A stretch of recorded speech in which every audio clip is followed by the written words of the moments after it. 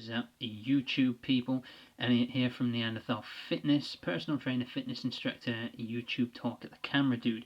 So today is another update on the pre-bulk cut. Exciting news in the pipeline that everything is definitely 100% confirmed with the company now.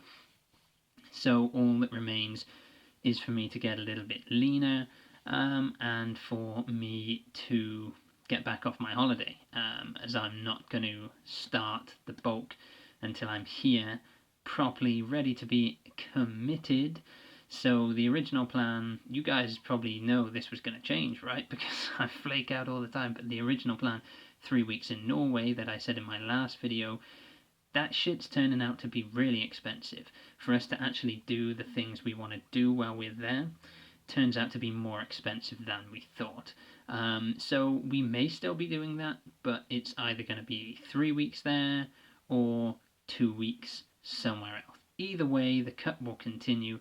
Either way, the videos will continue to come at you from whichever other part of the world I'm in. But back to now, the update for you guys.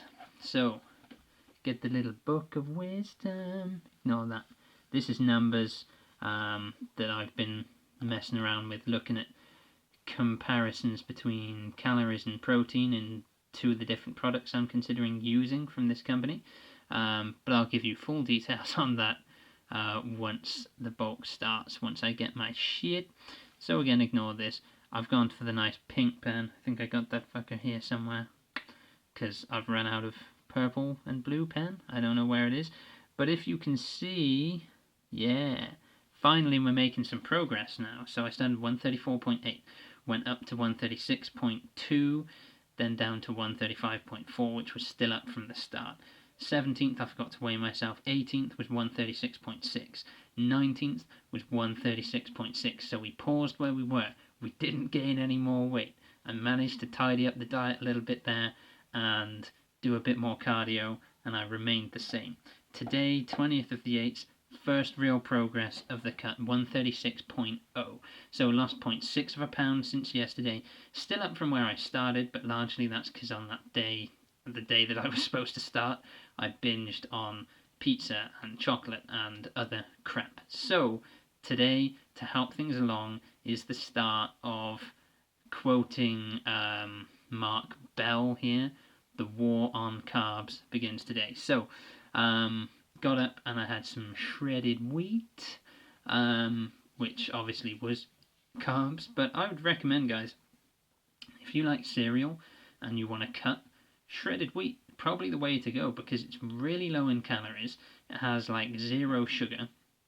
It tastes like cardboard, so you don't want to eat a lot, and it's actually genuinely quite filling. So a small bowl of that shit will fill you up. Do it with some skimmed milk if you're the kind to drink watered down milk, and that's basically no calories. But let me just show you a small haul. So I just popped to the shop on the way home because there's no meat in the house. My girlfriend's a vegetarian and her parents don't really have the greatest relationship with food, I would argue. So there's never really that much great stuff here. This shit I love. Mattison's smoked pork sausage, 92% pork. Always go for the original. The low fat one is a false economy because it's much less pork. I think they fill it with, I can't remember, it's like rice flour or potato starch or something, and it's only like 70-80% pork. This stuff, 92% pork. Pretty good on the old macros, I'm sure. 50-gram serving, which is a quarter of the sausage, 15 grams of fat, 0 grams of carbs, 7.5 grams of protein. So 100 grams, half of this, which is more what I'd eat in a normal serving, is 15 grams of protein, which is okay, not fantastic, but okay. It tastes great, and 0 carbs come from that. And then some Tesco, it's not Tesco value, it's just Tesco beef, 20% fat, 100 grams has 19.8 grams of fat, 0 grams of sugars, and it doesn't even tell you the protein on the, you have to look at the nutrition bit, because nobody cares about protein in the supermarket.